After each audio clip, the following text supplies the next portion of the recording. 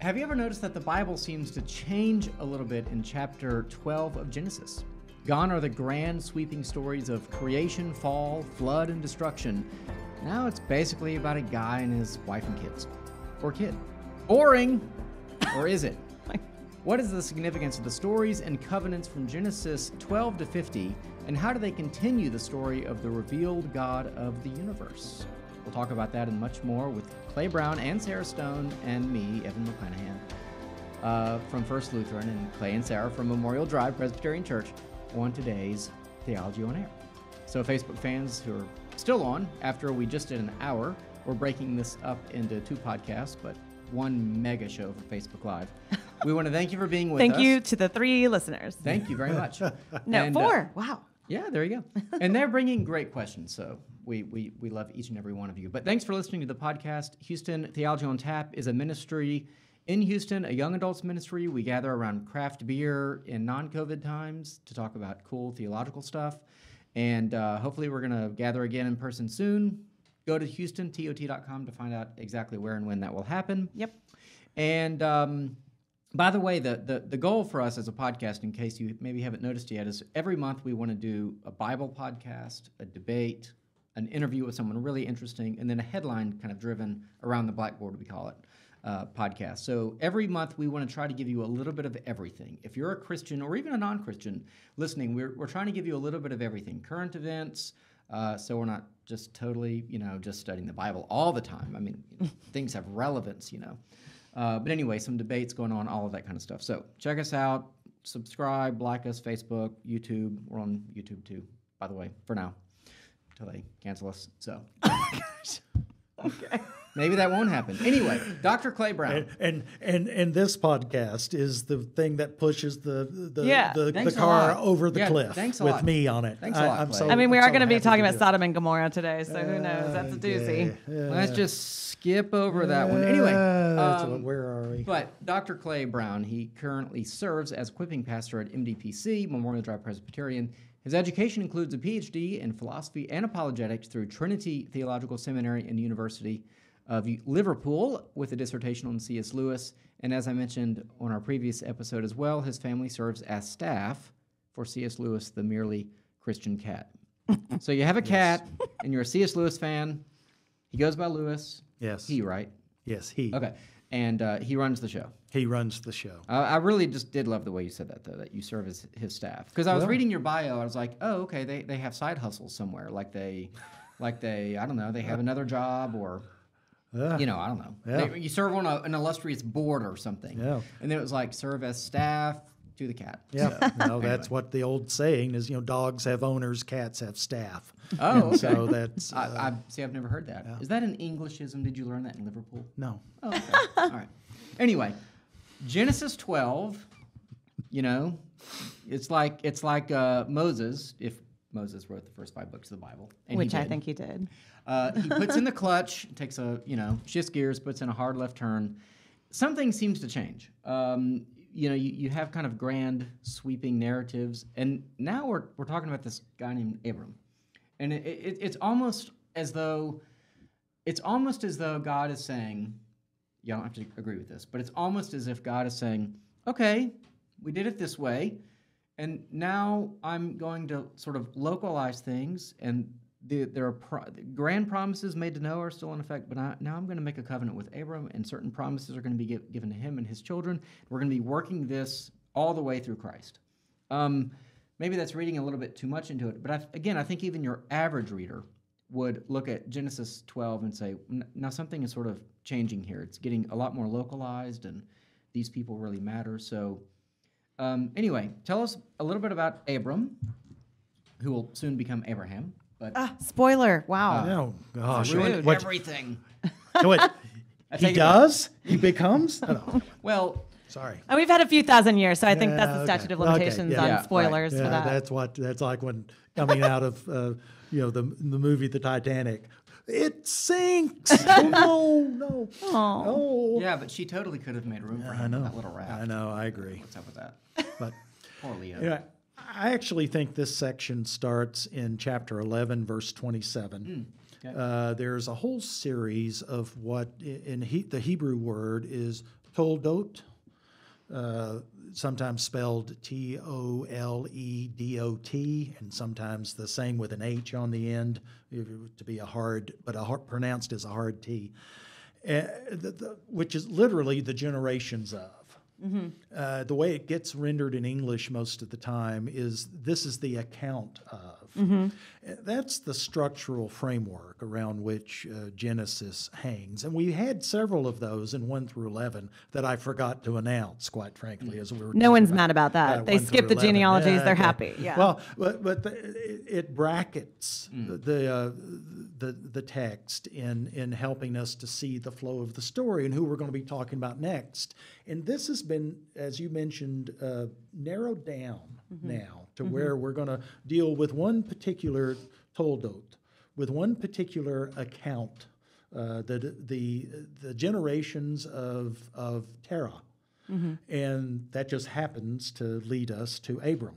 Mm-hmm. And so I think the focus here is there. And God is interested in particularity, it seems. That before we had seen the broad scope of humanity being played out, all creation happening, and the judgment coming upon all humanity except for a few that are preserved. And now it's funneled down to Abram and Sarai, and as of yet, an unknown offspring. Mm-hmm. That's where we're going. Mm-hmm. And so I think that's a sharpening of the text that shows us we're finished with the primeval period. And now we start getting into accounts that are just, again, taking them face value, significantly more historical in their style. Yeah. I mean, the other ones were narrative, to be sure. I want to be clear about that. Yeah. But now we're getting into full-blown narrative. Yeah. Here's a guy, he's from here. He's Yeah. from His here. wife was, He's going there. there's a famine in Egypt, We get people mentioned, we get places mentioned. We have the story told over the long haul. It almost makes me think of like when you watch a movie that starts with a prelude where the really cool voice is like, long ago, and the blah, blah, blah. And they say all the things that happened with the kings and the nations and whatever. And then the credits roll, and then it shows you one family. And then it walks you through their journey. I mean, that's kind of what's happening here. It's like narrowing in and watching this one family. And of course, we'll get to see how they interact with others. But yeah, I mean, it's sort of the we sometimes use this language. We sometimes will look at things from 30,000 feet. Yeah. We've been looking, for the most part, not entirely, but for the most part, at humanity's life as a race, as on this planet, at the 30,000 foot level, and it's been narrowing. I mean, it started narrowing with Noah. It started narrowing with the tower. And now it's narrowed down to this particular point where you get this man and his wife, and God gives them a particular word: go. Just go that way. I'll tell you when you get close to it where you're going, Warmer. but you're going to go that way. And the amazing thing is, they do it. Yeah. Now it's like that. Abram was a pretty sophisticated for his day and rich for his day. He had a retinue with him. He had an entourage, as good as anything Mark Wahlberg could have come up with. Oh, my goodness. Oh, how's that for an obscure Look pop at that. reference? Yeah. It's dropping on. It is dropping that. Yeah, that's what. From a decade ago. From a decade ago. Well, that's where most of my pop culture knowledge comes from a decade to 2 decades ago. But so that kind of entourage, but they go with them, not quite sure where they're going. We start getting introduced to the whole idea of faith here. Of you're just going to go that way, and as they're going, we get the promise in the early part of chapter 12 that this journey has long-term ramifications, not just for his family, and not just for the people who are going to come up through his family, his descendants, but for the world. Yep. That there be blessed to be a blessing for the nations. That's very powerful here. Yeah. So they go, and let's talk about maybe the covenants that God makes with Abram. What are the promises that are? I'm kind of tempted to talk about the tithe and Melchizedek, but because it does come up, in other places, and the tithe is an issue. But maybe we'll do a whole show about tithing one day. Oh, goody! I'm sure our listeners are thrilled. Sign me up for that one, would you? Well, I was going to bring good news about the tithe, actually. So I thought you were going to tell them that tithe their money to Theology on Air so that we can. Now that you mentioned that, we have to set up our 501c3 first. Well, yeah. I'd kind of like. I've got the Clay Brown Margarita Machine and Hot Tub Fund. Oh my goodness! Trying to raise money for. Somebody's been watching too much Entourage. Or reading Genesis. Yeah, that's why. Yeah, pre-flood. Pre-flood. Okay. What is God's plan here with Abram? What is the promise given, and is it still going on? I mean, I think one of the things about the covenants is that some seem to still be in effect. And spoiler alert, the Abrahamic covenant is still in effect, whereas the Mosaic covenant, I would argue, has been fulfilled. We're getting so way ahead of ourselves. Yeah. I know, but.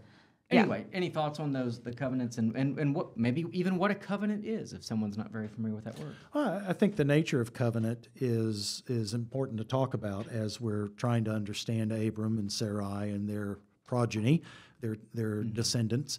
The nature of covenant is something that includes the idea of agreement or contract, but is much stronger than that, much more comprehensive than that. There is a fidelity that is emphasized in a covenant, that the ones making the covenant with one another will be true to one another through thick and thin. And the twist on it, and there's some ancient, you get some there's some ancient examples that parallel some of this about covenants, but this particular covenant is one in which God says, I know you're not going to be faithful to it, and I'm going to persevere with you anyway, because that's what ends up happening in the life of Abram. He has episodes where he's more faithful than others, and despite that, the promise to him. I'm looking at chapter 15. The promise to him to have go out, and Lord says, go out and count the stars in the sky. That's how many descendants you'll have and more. So this promise of having a nation come from him, and that I would argue the New Testament takes and says that there's a spiritual descendants list that includes us, quite frankly. If we're followers of Jesus Christ, we're connected to Abram/Abraham in ways that we probably can't half fathom, that we're connected.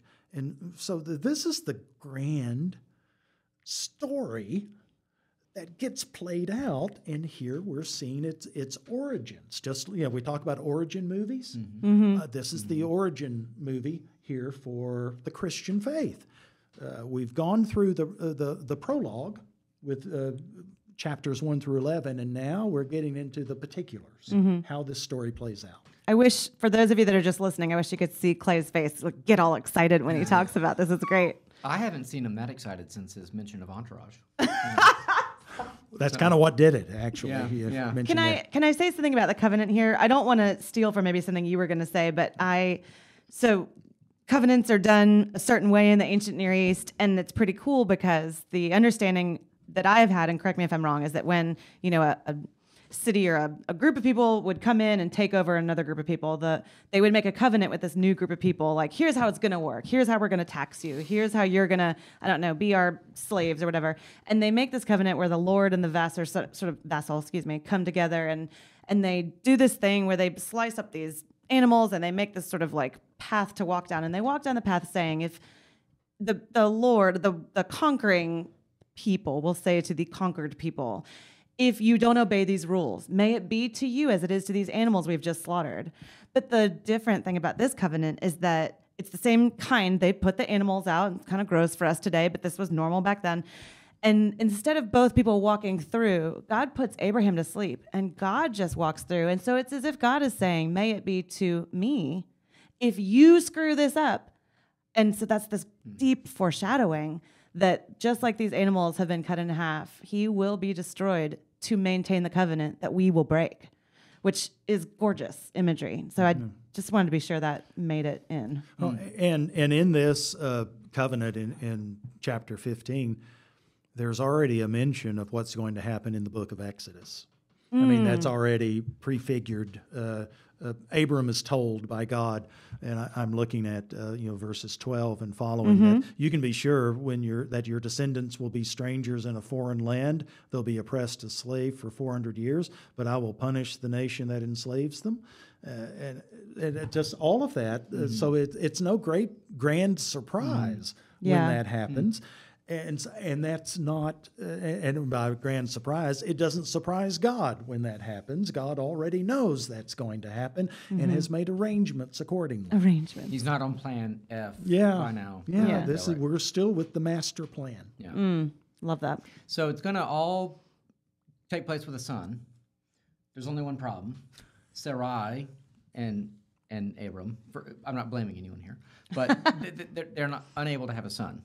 So they come up with a workaround that introduces Ishmael, who has importance for other monotheistic religions, and I mean within our own Bible as well. But what's this workaround, and what's the problem with it? Well, the workaround is that Abraham and Sarah, Abram and Sarai, they're thinking, we don't have a descendant yet. We're getting old. I mean, we're getting really like old. not Methuselah old, but real old. We're getting really old, and they're already getting Social Security for sure. For example, yeah, and probably AARP. Does that get too close? AARP, yes, you're actually hitting too close to home for me now.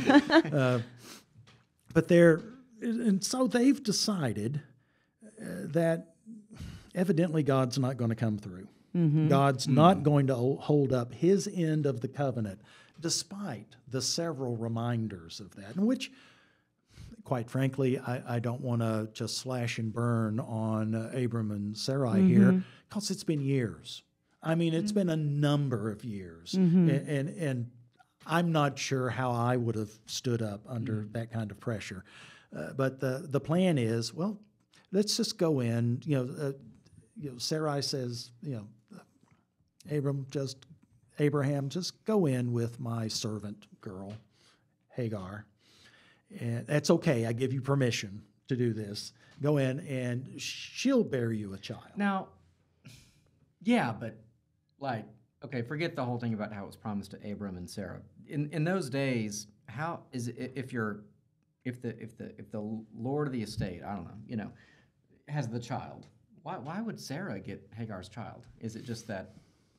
I mean, Hagar was just maybe there's an irrelevant point, but well, no, and that is, I think that Abraham was the father would have counted for something, because that was, but it was still an unusual arrangement, and the biggest thing of it, in my mind, was that it was a deliberate, as you put it, workaround.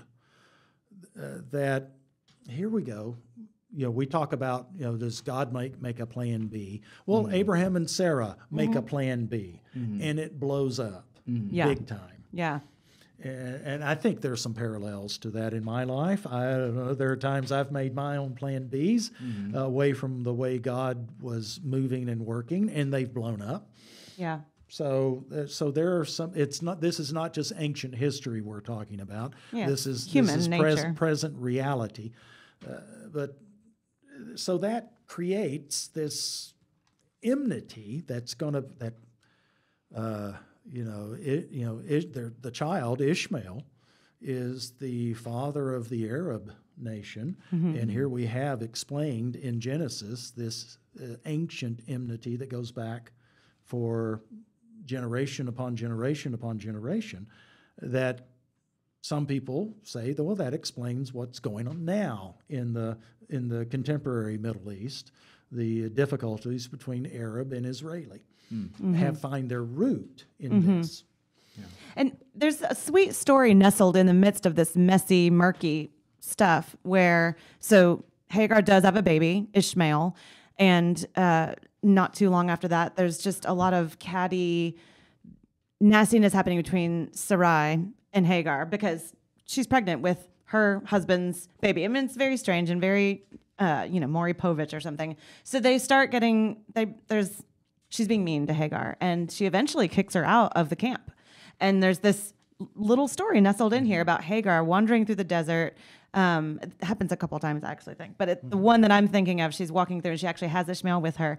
And it's very hot and they run out of water. They don't have enough water. They don't have enough food. She feels forgotten by God. She's been rejected by her people, her community. She thinks she's going to die and she just cries out. And then God provides for her, gives her water, gives her a space to rest. And she has this interaction with God where she is the first person in the Bible to give God a name, and the name she gives him, El Roi, I don't know if I'm saying that right or not, but is the God who sees me.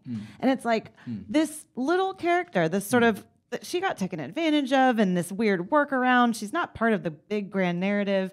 She has this son that's going to be a sort of this problematic storyline, and yet God provides for her and he shows her compassion, and then she says to him, you see me, you get me, which I think is really cool. Okay, back to our regularly scheduled programming. That's see, the faithful God is even faithful when humans take his plans and mess them up and try to do something opposite. What he still cares for the people involved, which I find reassuring at the very least. Yes, and a particular sign of God's grace. Yeah. So there's another story, and I'm looking for it. But basically, after this whole episode, God, is this when the three persons are under the tree? Maybe a sign of the Trinity. Anyway, Sarah overhears this promise and she laughs, right? That they're still going to have a child. Yeah, and that's the three men come and that please fix a meal for them. Please, but it's coming back to me. I think they're Abraham says there's something about these. I don't think they're just men. Yeah, fix them the very best thing you can here on the spur of the moment. And Sarah was at the kind of the door of the tent. I don't think it had a door, but you know what I mean. The entrance of the tent, and that's when she laughs. And what this is another covenantal promise happening here with these ambassadors who say, well, we'll return in a year. You'll have a son. She laughs and goes, oh, why do you laugh? Yeah. The oaks of Mamre. Yes. Yeah. The Lord appeared to him by the oaks of Mamre while he was sitting at the tent door. Yeah. So she laughs, but sure enough, we're going to jump ahead now. They have a son. His name is Isaac. Is that jumping too far? At some point, I didn't know if we wanted to talk about circumcision, just because it's such a fun topic. But maybe not. Well, I do think it's interesting. One of the things about it is that, of course, it's in the Levitical law, but that's the covenant with Moses.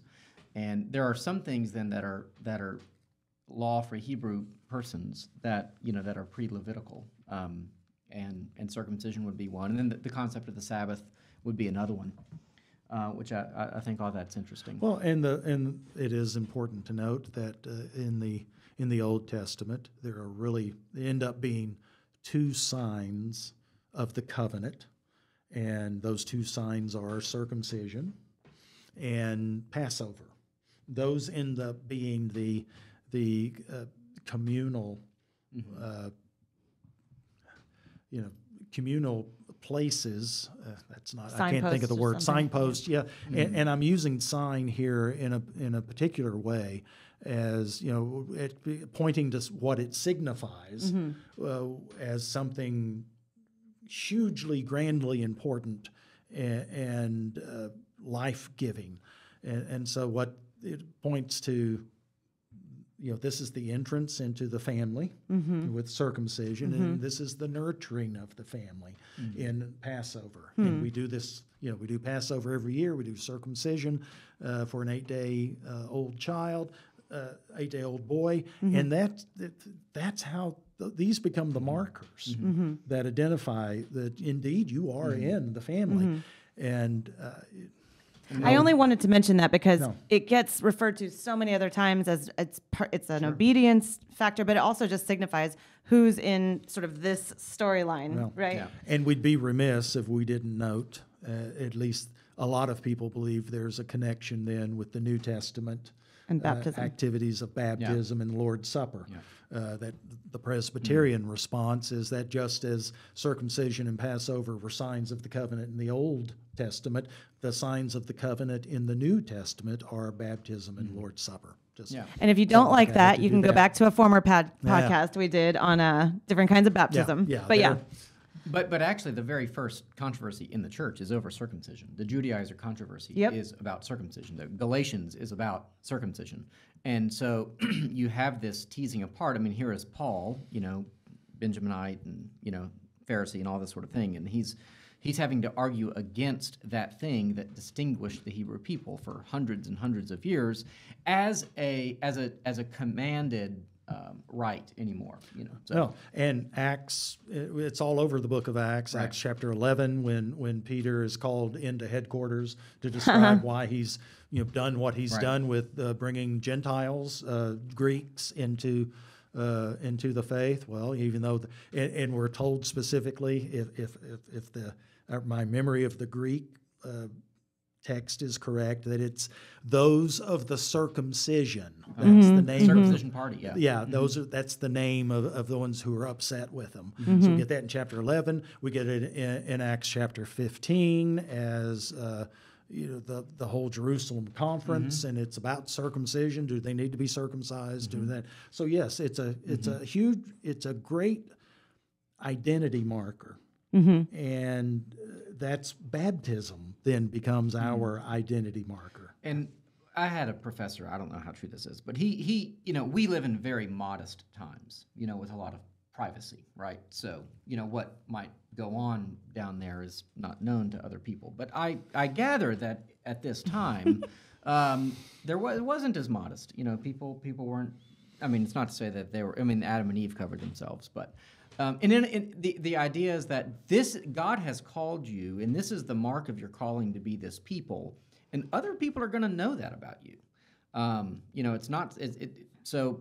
It's kind of a way of being. It's not an option not to do it. It's a way that you're called out. But I'm just so glad I'm a woman. I just want to say that for the podcast. It's just I don't have to worry about anything. It's great. Yeah. Let me just say, I'm not sure where to go with that. So how about why don't we just move ahead? Well, I just want to say quickly, and one of the arguments around circumcision in the New Testament as well, I think is very interesting, is how Paul argues vehemently against, I believe, baptizing Timothy, but he gives in to baptizing Titus, and it's like two really subtle signs or subtle arguments or sides of the same coin, where it's like, well, so long as you understand that doesn't mean anything, then Titus will get baptized to bring peace in the community. But if you do think it means something, then I refuse for Timothy to have to get baptized, because then I would sacrifice the gospel. So there's a lot of nuance to that whole circumcision conversation in the New Testament as well. Like some people could argue like Paul's not consistent about it, like because he caves here, but he fights here. But it seems to be like a matter of like, well, how important is it to you? And depending on that, then I'll let it go. But I think at the end of the day, the point is that you don't have to, the big story I think is like, you don't have to become a Jew to become a follower of Christ. Yeah. Like you don't have to become a Hebrew covenantally in that way to become a Christian. And but for hundreds and hundreds of years, this was the mark of being in the covenant. Yes. Of Abraham. Yes. And that's extremely important. And that I think that covenant relationship is what plays out throughout Genesis 12 through 50. Mm-hmm. That's the whole import. That's why we finally we get Isaac. Mm-hmm. But that's, and Isaac then moves on to Jacob, Esau. Thank you. I had a brain cramp there for a moment. And then we get to Joseph. And all of that, the covenant is playing itself out. And this saving, caring, nurturing, developing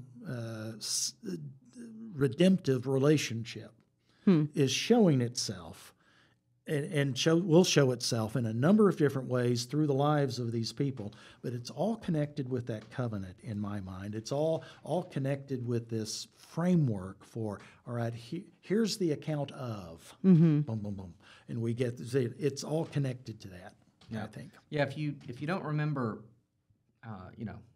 anything about Genesis, try to remember just what we call the patriarchs, right? You have Abraham, his son Isaac, and then the promise is fulfilled through Jacob, who's the twin brother of Esau, and who is born second, which means he's not the firstborn, but we might get to this, but Esau gives over his birthright.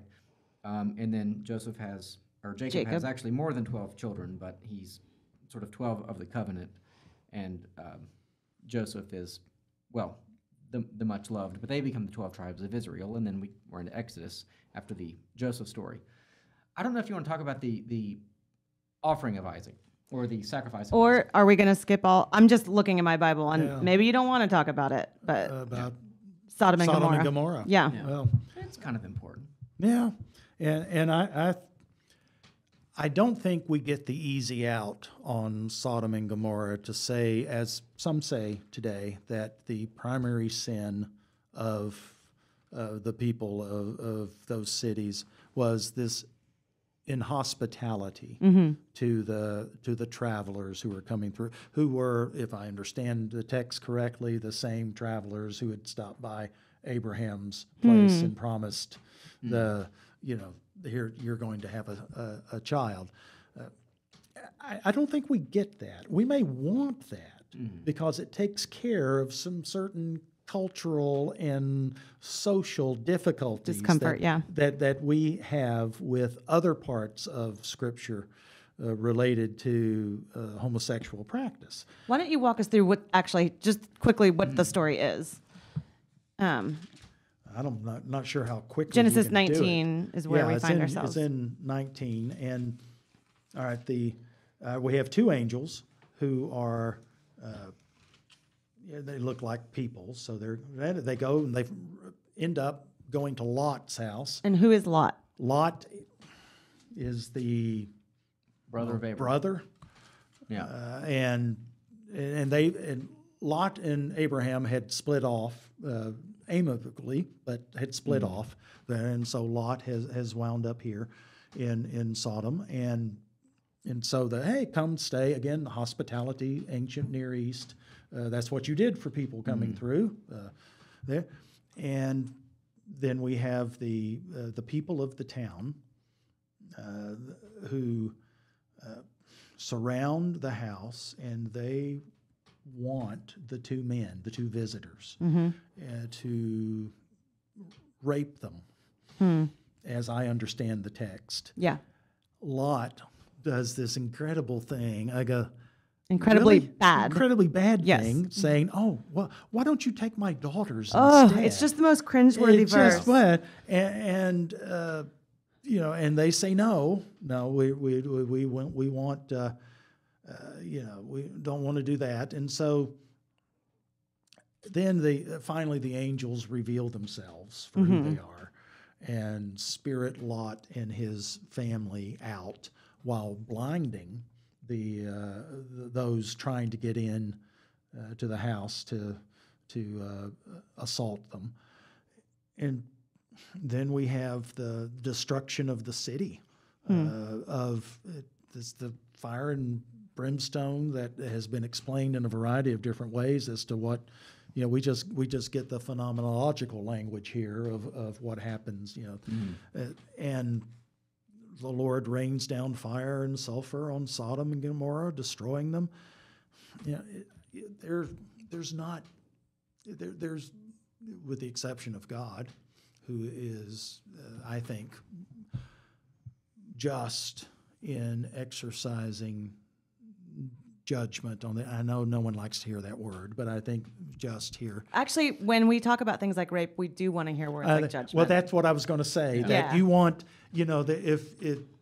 when you're thinking of rape and assault, you want justice. That's right. You aware of that. Well, I don't want a God that's, I don't want a God who judges me until something, or a God that judges others until something happens to you. Yeah. And you want some settling of that. That's There's right. something primal in our makeup that requires that.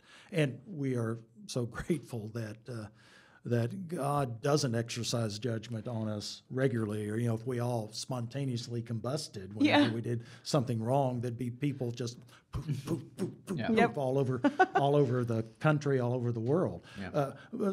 But Lot doesn't exactly cover himself with glory here, and there's just no way to get around Right. that. Yeah. There's no way to soft pedal that.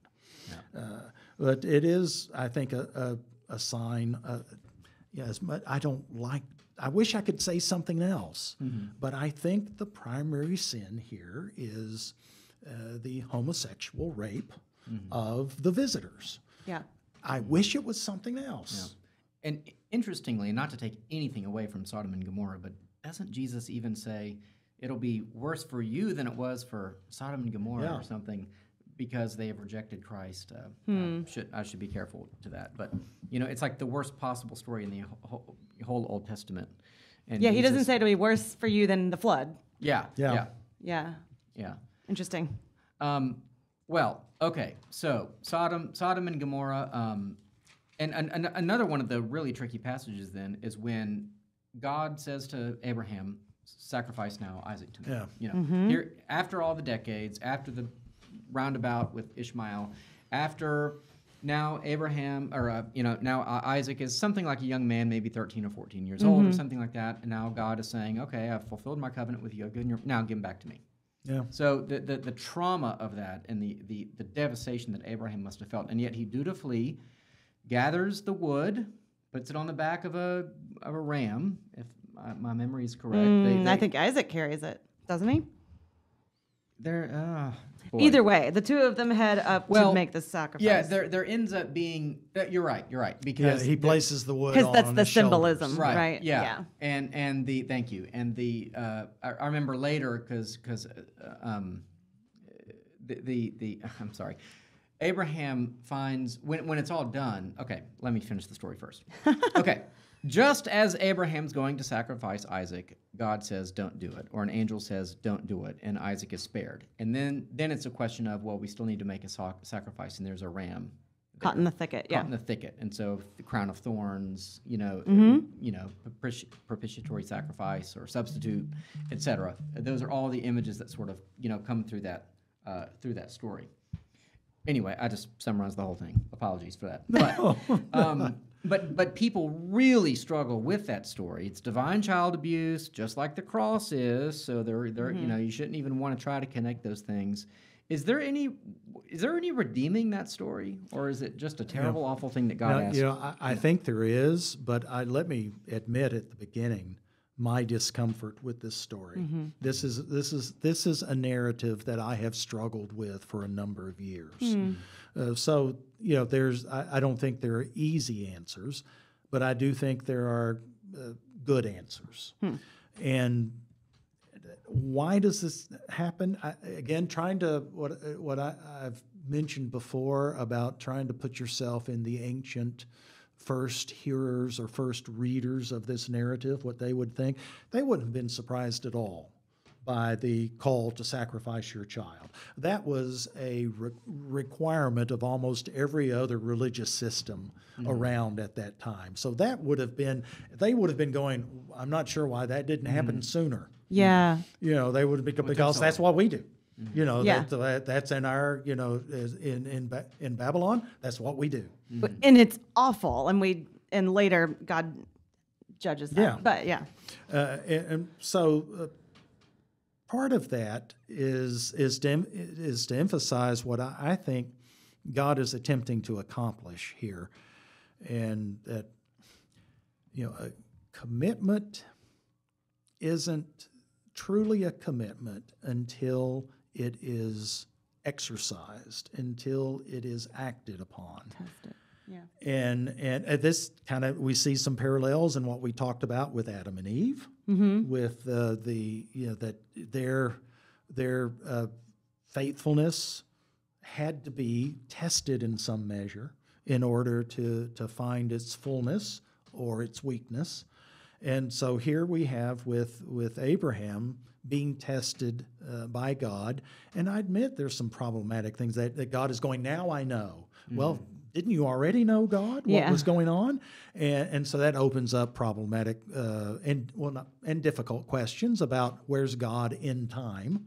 Is God a prisoner of time, or is God outside of time? And shouldn't God have known? And I guess the thing that I say to that is, no, I think God knew, but there is something that not only Abraham needed, but that was required for this to have its full picture, is that Abraham had to show the depth of his commitment, the depth of his love of God, so that even if the call of God was to forsake everything that we've been talking about for the past decades, that Abraham would say, I don't get it, but okay. And I think that's what God was looking for. God was prepared for that, because we see the ram in the thicket that didn't just appear. Yeah. I think that was part of the scheme of what was happening. But Abraham had to end up saying, God, I'm with you, whatever you do. And it's like the ultimate example of lordship. Yeah. Yeah. And I find it uncomfortable. I freely admit I find it uncomfortable, but I think I see what's going on with it, and try to see, why do I follow God? Is it for the benefits of God? Did Abraham was blessed in a number of ways. He was a rich man. He was a powerful man. And he had his one big major quest answered. He had a son. Would he then give all that up to obey God? Yeah, that's the question that had to be answered, I think. And it turns out that, yes, Abraham responds in faith. I think it's a faith of, I don't know what's going on, but I'm going to be. But I trust you. I'm going to be responsive to this. I know we need to move on, but real fast, I've heard some people say, well, Abraham knew, I don't like this, but people say it, Abraham knew that even if he killed his son, that he had kind of some understanding of resurrection or something like that. And I'm like, none of that's in the text, like, let's and just I don't take think it at anyone face had been value, resurrected to that point. Yeah. Yeah. Anyway, Yeah. Now, people come up with all these kind of workarounds to me, it seems like to me. So. Now, I think it's a fair assumption, a reasonable inference to say that Abraham knew God would do something. Something, yeah. But as to what that something is or was, I'm not sure that we can make any claims. Sure. Should we jump ahead all the way, really, to Esau and Jacob? Yeah, I think we have to if we're going to get to the... Yeah, let's cover all the patriarchs at least before we call it a day. So Isaac and Rebecca. Rebecca, thank you. They have twins, Jacob and Esau, and these twins seem to be, sibling rivalry seems to be an issue pretty early on. Although, are these the twins where one grabs the other in the womb? Okay. Grasps his heel. Grasps his heel. Okay. So they're fighting early on. And Jacob is always crafty. He's always the crafty one. In fact, his mom is too, by the way, which has always bothered me. Yeah. She's like a schemer. She seems to take sides. I've heard it explained though, but the covenant was to take place through Jacob, and so actually she's being obedient to God. I just wish there was a verse that said an angel came to Rebecca and told her use whatever means necessary. You don't get that, I hear you. You have to see what the implication is. Yeah. Anyway, maybe a quick thoughts on Jacob and Esau. Esau's the older; he's born first, so he should get all the rights to the kingdom, basically, to the family. what's his deal? You know, one day he's hungry, so he just gives over his birthright. There seems like there's got to be something more to that story. Yeah. You know? Well, I think that Esau shows by his response to Jacob's, hey, you know, will you, you know, you want my food? I'll give you my food for a birthright.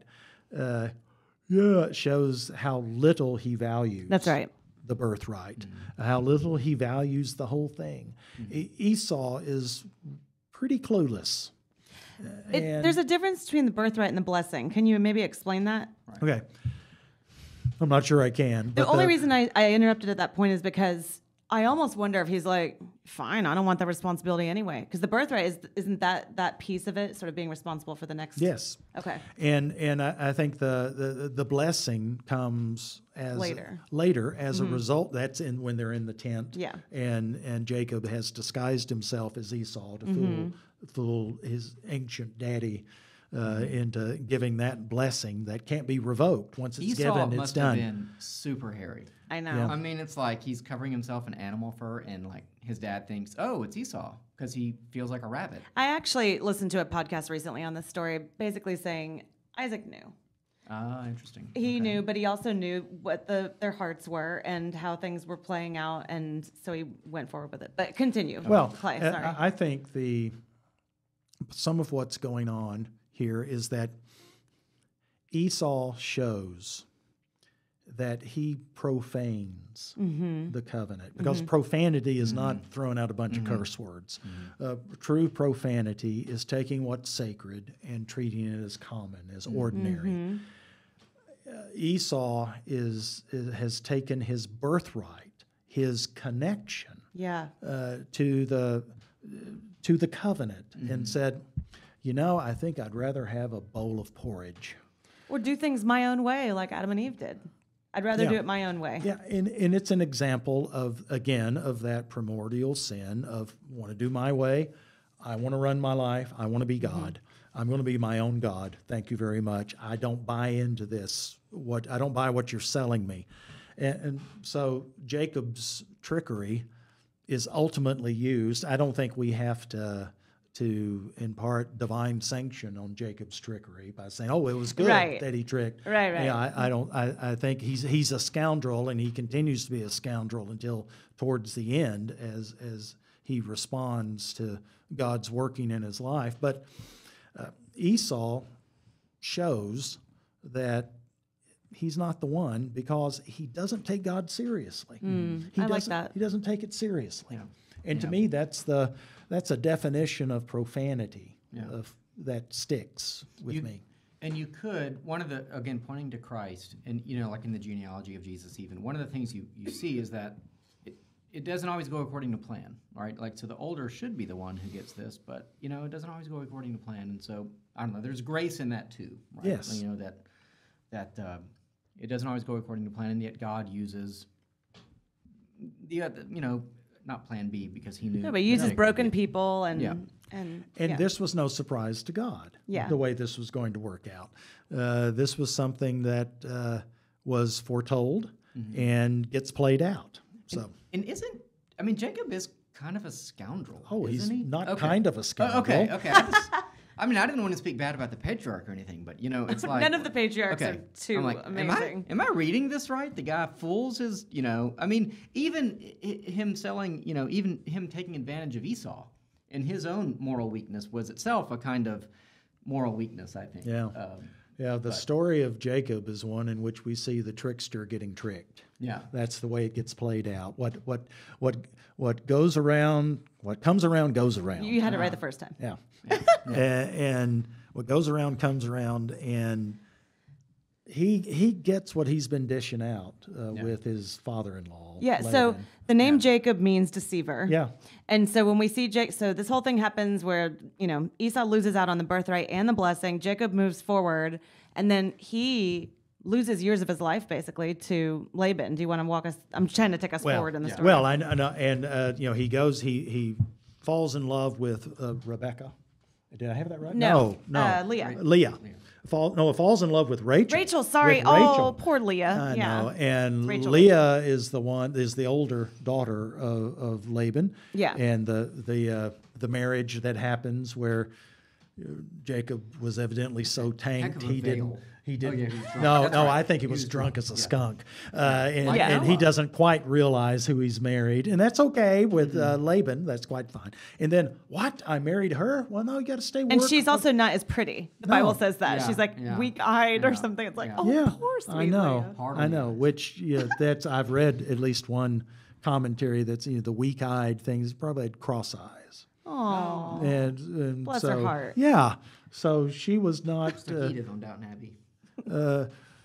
So all that gets played out over years. Because he has to work for 7 years to marry her, and then he's too drunk, and then he's got to work another seven to marry the one. He wants, Which is and Rachel. it ends up. One of the things I love about that story with Leah ends up being the one he loves, because when Rachel dies, they just sort of bury her on the side of the road and keep going. gosh. Yeah. I mean, that's really what happens. Okay. But when Leah dies, there's a special place and a special remembrance. I didn't know that. And, I didn't either. And that, so at some point, Jacob recognizes the quality of Leah, even if he treated her like dirt for years. I bet and I know years that point of before. change. So, Yeah. Well, with his 2 wives, he does have 12 sons, and he has at least 12. I think he has more, right? Because there's this whole thing about like Benjamin or not Benjamin, but Manasseh. But before we get to all the sons and tribes and such, do we want to talk about the wrestling? Because I just think that's such a cool story. Well, that's how he gets the name Israel. Jacob is Israel. Yeah, so there's this encounter where after the whole Laban debacle, he's fleeing from Laban, I think, if I'm right. well, and he's about to come. His people are about to come face to face with Esau's, the Edomites, right?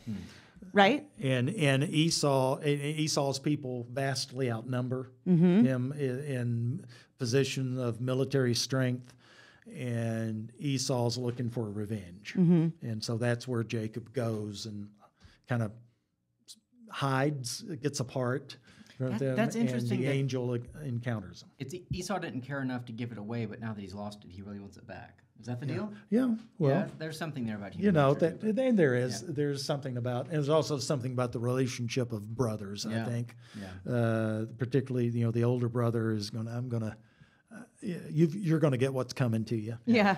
So Jacob wrestles with an angel who we really say is God or a messenger of God, or Well, we say that because he wrestled with him for this long, long time, and there kind of like a point in the wrestling match where it pauses kind of for a second, and instead of giving up, Jacob says, "I'm not giving up till I get a blessing," and they wrestle some more, and then his name gets changed to Israel, which means wrestles with God and survived, or lives to tell the tale kind of thing, and so it's like God is saying, I mean, if his name is wrestled with God, then it implies that the angel was God, which is really cool. I think this podcast is going to air in February. So in the coming months, you're going to hear a story that we recorded with a friend of Theology on Airs that grew up essentially in a cult. And he talks about this being a really meaningful passage for him because where he grew up was so legalistic. It was like, you just obey God. And the story of Jacob, and then, of course, the name Israel, is wrestles with God, that there's an invitation from God that we get to be our real selves with him, be like, I'm upset, or I'm angry, or I'm sad. Like, where are you? And wrestle with him. I mean, Jacob did it literally, but we do it when we're confused, and God allows that, and actually continues to bless this line. So, okay. Well, and Jacob is older here. Yeah. But there's, I think ancient hearers and readers of this, and I've read some commentary support for this, would not have thought that Jacob had any chance of defeating the angel, the messenger, Right. whoever the term. And so this was a wrestling contest with a difference. And what turns the tide for Jacob when he says, I'm not going to let you go till you bless me. I'm not going to give up until you bless me. And this is the man who had wanted to skirt how things are done for most of his life and lived according to that, and bore the consequences for that, is finally coming to grips, at least in some way, with who he is, and saying, God, I need your blessing more than anything else now, and I'm just not going to give up until something happens here, which is a little different Jacob than we've been seeing. That's what I meant when I said I think this was a big turning point. It's Jacob, it's almost like people now that believe there's a God, but they're not submitted to Christ, right? And so I think Jacob, he believed, he knew about the covenant. Obviously, that would have been told by his father and grandpa. But it wasn't, I don't think, until after this that he was kind of all in. And I think it's notable right after this is when he and Esau make peace. That there's reconciliation between the brothers, again, in furtherance of the covenant. It wouldn't do to have the covenant bearer destroyed and his family slaughtered. No, I think that's, now that Jacob has said, I just want you, God, things start flowing in a different way than when Jacob's running the show. When Jacob gives in to God, things start changing. And it's not perfect along the way, but things start changing. So can we tell the story of Joseph in 5 minutes? That's what we have, 5 minutes? I think we can. Let me try to give a quick summary. Do it. So Jacob has 12 sons. The youngest is Joseph. He's kind of a brat because Second to youngest. Second youngest. Thank you. He has visions, and basically the visions are that his older brothers will worship him. And we'll just summarize it at that. And so his older brothers don't really like that. And by the way, he has a coat of many colors. The Technicolor Dreamcoat is. Andrew Lloyd Webber will tell us. So his brothers essentially conspire to kill him. They throw him into a ditch, and they bring back this coat covered in an animal's blood to the father, Jacob, and say, well, your son was killed by an animal, and we couldn't do anything about it. Meanwhile, Joseph is bought by some traders who happen to be passing by that day, and he's sold into slavery, and he ends up in Egypt, and there his ability to interpret dreams is helpful because he's able first he is a servant in Potiphar's household. Oh, yes. Potiphar's wife thinks he's hot stuff, chases him around, he keeps saying no, and then she gets a hold of his coat, and he's fleeing, and so he lands himself in jail because she cries, Right. foul. We've already on said what, that yeah. word. So, Yeah. So he ends finds up himself in jail. prison. Yeah. Yeah, with the baker, the candlestick maker, and the, Butcher. yeah. It's like Adam Smith, capitalism or something. Anyway, but he's in prison, and Pharaoh has these dreams about essentially 7 years of want and 7 years of plenty, except it's backwards. And it's like 7, sleek cows and 7 skinny cows. And so he's able to interpret the dreams to basically say to Pharaoh, hey, you're about to have 7 years of plenty in your harvest and 7 years of want. And again, we're summarizing very quickly. And that elevates him very quickly into the household of Pharaoh, and he's sort of running Egypt during the 7 years of plenty. Meanwhile, when the 7 years of want come, his brothers... When you say want, just for people listening, famine. Famine. People are starving. Yeah. And they're flocking to Egypt because Egypt has been for 7 years stockpiling grains and things. Yeah. They knew to prepare for these 7 years of famine. Because of Joseph. Yeah. And so the brothers eventually come hat in hand to Egypt, and they need a handout. They need something. And some of the details in here I think get important, but they essentially sort of sacrifice, or they're willing to do once they are. Well, I'm skipping ahead to Exodus maybe, but let's just say that eventually Jacob and his brothers are brought face to face, and they are reconciled, and we get a very famous line in Genesis. What you meant for evil, God meant for good. Okay. Just to clarify, when the brothers come to Joseph, they don't recognize him because, of course, a lot of time has passed, and he's probably dressed in this Egyptian Pharaoh-y sort of garb. And they would have rightly assumed that he died. And he's speaking the Egyptian language. Oh, yeah. Interesting. Yeah. And so he for a while knows it's a great movie plot, right? I mean, he knows who they are. They don't know who he is, and so there's all these little moments Yeah. there. He's asking them questions and making Sends them them back with run like- through these hoops. Yeah. Yeah. Things But thrown at also them. there's a lot of crying in this section. When I taught this, there's like 3 different times that Joseph just weeps. One of them says that he sends the people out of the room, but through the walls they could hear him Oh, right, weeping. right. It's so tender. But then of course he tells his brothers, it's me. And then, they feel terrible. And there's this forgiveness and this just beautiful imagery again of coming back together, like the Jacob and Esau thing. All of this is advancing the covenant that we've been talking about. Yeah. The whole purpose for this was to get someone in a position where he could do something about the upcoming famine. That's right. So that the covenant would be preserved, that the people that would be there to grow into being the descendants of Abraham as numerous as the stars in the sky. It's all connected with that covenant. And the alternative would have been that the famine hits, they've got nothing to do, nowhere to go, and they're going to die. That's right. And that's it. Then it's toast for the line. Now, Joseph didn't know this. It's not like God tells Right. Joseph, "Oh, okay, this is what I'm doing. I'm setting you up after a number of years to where you'll be second in command." So just remember that as you're going through these. No, Joseph doesn't know. Joseph's playing it by ear. He's walking by faith. And it's one of the great examples of faith, quite frankly, that we see in the book of Genesis. It's a faith that is less wavering. Yes. Yes. I don't want to say it's unwavering because I can't imagine what it would have been like to be sold into slavery, to have been accused of a crime you didn't commit, of a dire crime of rape, to then be thrown into prison, forgotten about. That was just an incredible experience. I am sure there were times that he anguished over his plight. He didn't just have this kind of Sunday school look on his face. Saying, it's all going to be okay. It's all going to be end. okay. I know God's got me. I'm good. Yeah. No, I doubt that very much. Well, and even though it was okay in the end, that doesn't take away from the fact that he languished in prison for, 17 years, all told? Yeah. That's a really long time. And that hadn't changed when he looks back on his life. That's still a part of his history. Yeah. Yeah, and he's able to, he doesn't fall into the trap that sometimes Christians of our day fall into,